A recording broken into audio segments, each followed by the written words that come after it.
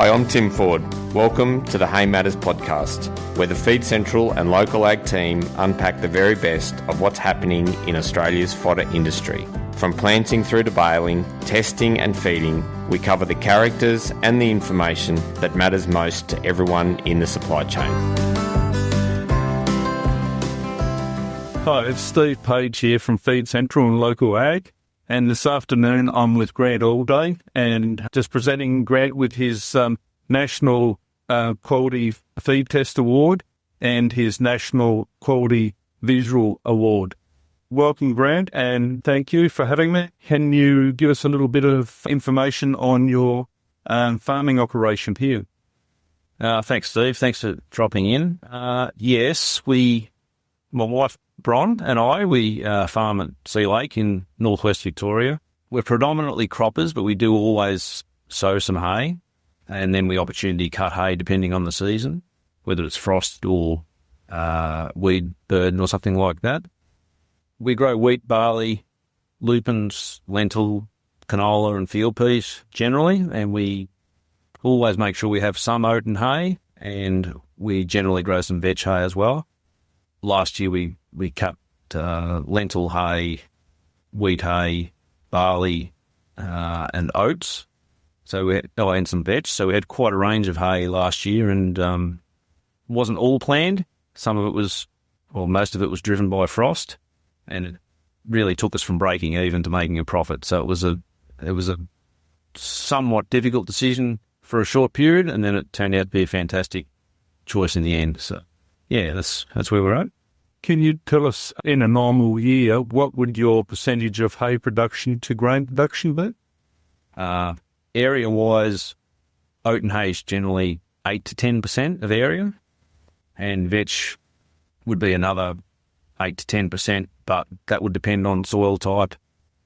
Sometimes that veg will fail and be brown manured. I guess, Steve, some of the decisions around whether to cut, whether not to cut, what to cut, part of it is knowing your own paddocks. If weeds are a driver, I guess you've got to prioritise that and have a really good look around, and that's what we had done. And it wasn't purely about income either, not in the hay crop or even perhaps to some extent in the grain crop. Like, we just knew that there's only so much regrowth can blend in with healthy crop up on higher ground. So if you've got frosted flats, there's still moisture in the ground, you're going to get regrowth. Particularly in barley, you can have really mature plants on the higher ground, and you'll have regrowth in that lower country. And the first thing is, it won't yield. But secondly, what do you blend it with? It's zero regrets about cutting any of our barley, because we had enough trouble trying to harvest the balance of that paddock, and it was the higher ground. So quite often you'll come back to harvest a paddock once the regrowth has sorted itself out and all the best grains snapped off in the wind. For us, it was like, let's just get rid of some of the pain at harvest time that we know is coming, and let's just cut that crop so we don't even have to think about it. So that was one of the drivers. Another big thing to consider was the withholding period of chemical. Like, we had to count down the days on a couple of paddocks to know the day we could go in and start cutting from when we'd put a fungicide on. So we'd put a fungicide on wheat paddocks, not expecting them to be frosted, and then get frosted and go, oh, okay, well, what's the withholding period on that? Well, we won't cut it yet. We're going to have to leave it 3 more days before we can get there. So that was a consideration too. And just out of interest, going back to last season when you got that frost and you changed a few of your paddocks back around into hay production because of the frost, how is that sort of received with your neighbours, always looking over the fence and seeing what others are doing? Did many of them follow you with cutting for hay?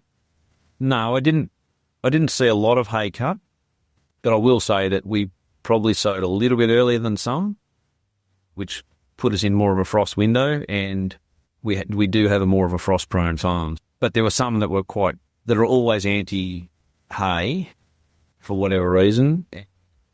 Hearing secondhand, there were a few people that thought we were a bit stupid cutting hay, but we were comfortable with the decision. And when you've got a really solid grain focus, and if it's all about salvaging grain, and your gut just says, I don't want to do hay, I don't know how to do it, I don't have the desire to go and find extra rakes or mowers or staff or anything like that. Well, if it doesn't suit your personality and your system and you don't want to go outside what you normally do, well, I guess you stick with what you're doing. I do really enjoy it. I find it interesting. There's a little bit more personality to hay than there is grain.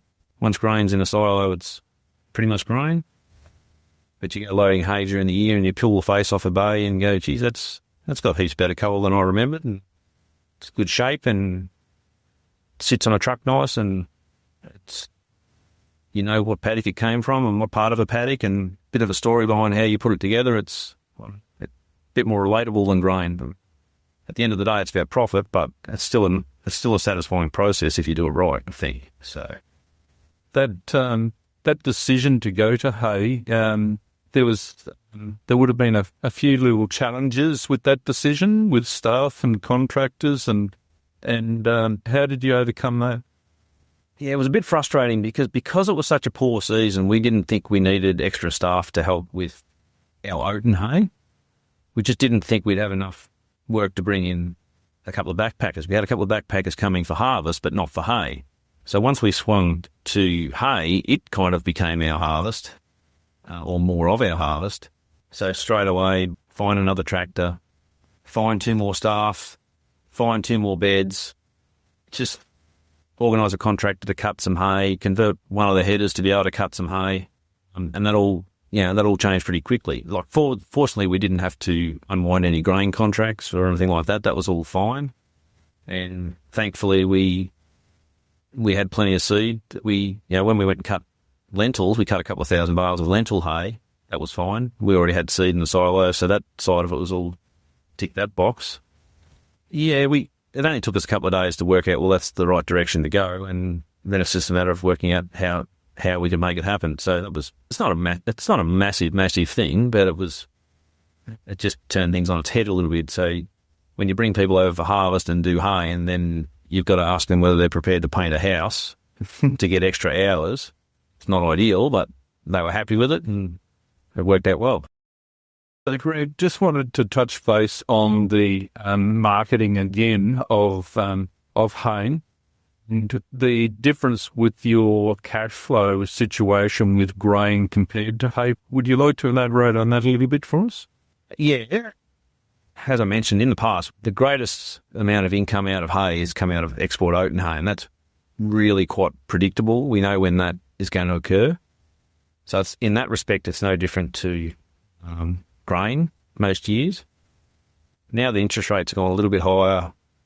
If you decided to cut a paddock and the domestic market was pretty poor, yeah, that would definitely be a consideration. There's some challenges around storing something and not knowing when you're ever going to sell it. But I don't know. I guess we'd still tolerate that. We just know that if it's the right thing to do, it's the right thing to do. But probably the challenges are around insurance and mice as much as cash flow. Like, I think depending on an individual, like if you've got the capacity to borrow and your bank's happy to lend if you're not in a great financial position, well, you run the numbers and say, well, can I carry that hay or can't I? If you can carry it, well, then the next thing is, will mice be an issue? Will fire be an issue? Some of the issues around insurance now are getting really, really tough. Distances between sheds, maximum dollar values in sheds. And I guess last year with all the frost damage and a little bit of grain in some of our hay, I was reasonably confident we'd be able to sell our hay at pretty decent money. I thought we would get our sheds empty, and obviously the demand grew and grew, and it was very easy to empty sheds. But in saying that, we put a lot of effort into making mouse bait stations. Like we probably made 50 bait stations to put between 4 hay sheds. So we had mouse bait absolutely everywhere, just to be sure there weren't any issues.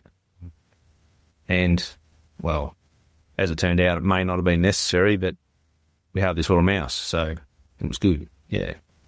And can you elaborate a little bit on how this season's going for you? You told me just a few minutes ago that you got the last load of last year's season's hay going out this week, and so you've got empty sheds. There's a lot of empty sheds around.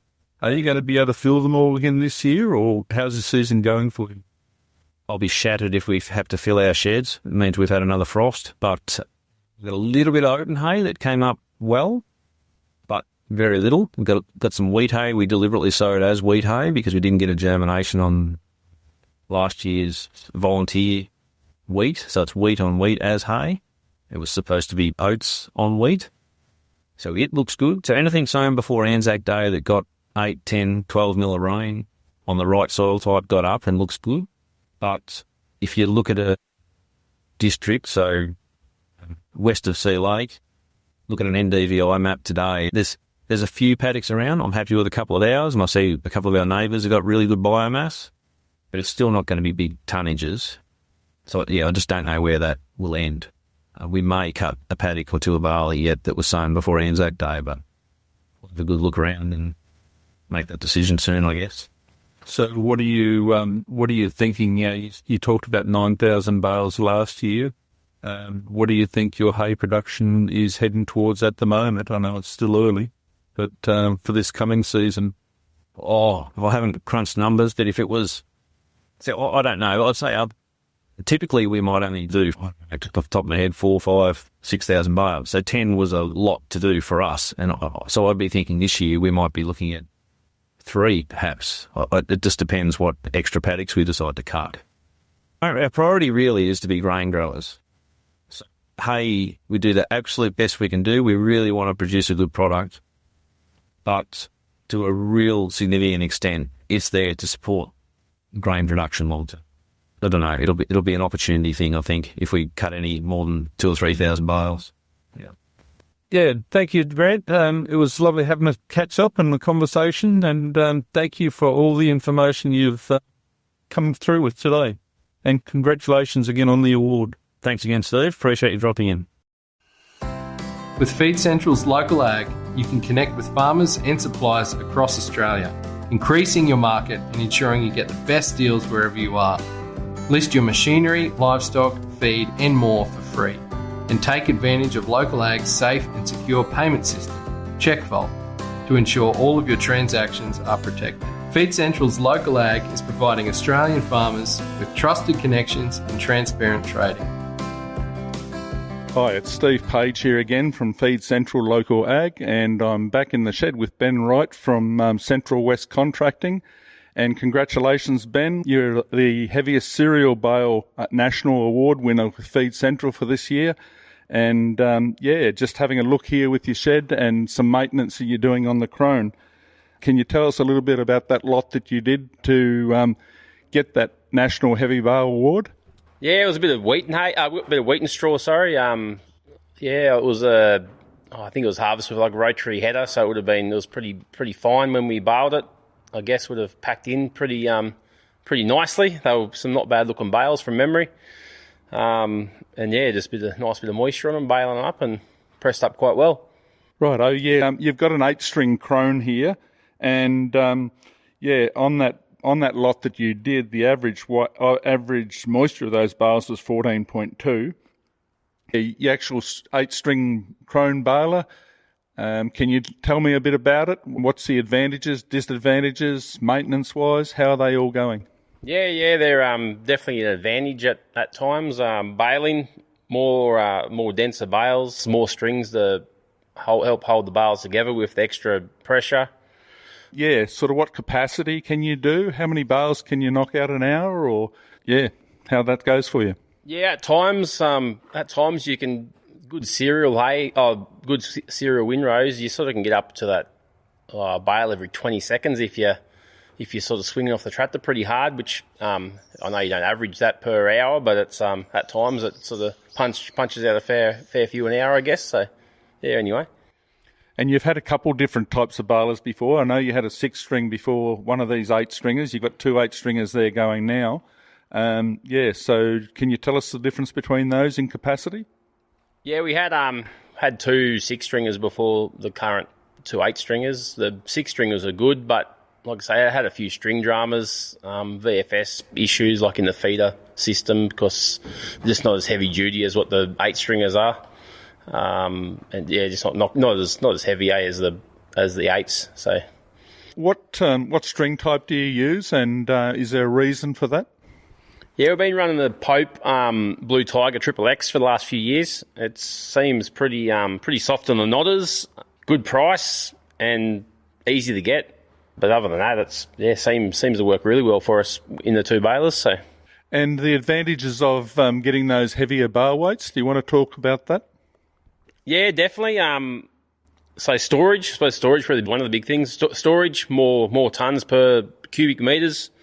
And then transport, obviously, with more tonnes per, like $1 per K. So, yeah, and less handling in the paddock, get into the shed and working it that way. Yeah, that's right. Less bales to pick up and all that stuff. So yeah, no, it works definitely an advantage. And how many bales do you normally try and get out a year with these 8 stringers?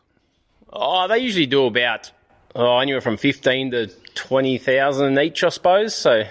Something like that's usually a pretty, not a bad season, so can't complain about that. And what sort of maintenance program do you have with these? Yeah, whatever's looks like it's worn or looks like it's going to wear out during the season just gets replaced. A lot of money gets spent on the VFS. VFS nodders, bushes, all that sort of stuff. Bearings. Every year or every 2 years? Nah, every year. Every year just depends on the severity of the maintenance, I suppose. Like last year we spent a fair bit on the balers, so this year's a bit of a lighter service, I guess you could say. So not as intense as last year was. And how often are you going to turn these balers over, and would you go back to another crone? Yeah, we'll go back to another crone. There is a new model out, so I might give that a few more years and see how the new model pans out, I guess, and go from there. Righto, thanks Ben, thank you, and congratulations on that award again, and all the best for the coming season. Thank you for listening to the Hay Matters podcast. If you're interested in sponsoring the podcast or getting your brand in front of our national audience of 20,000 plus farmers, growers and agribusinesses, get in touch with the team at Feed Central to find out how. This podcast is proudly presented by Feed Central and Local Ag. Stay tuned for upcoming episodes.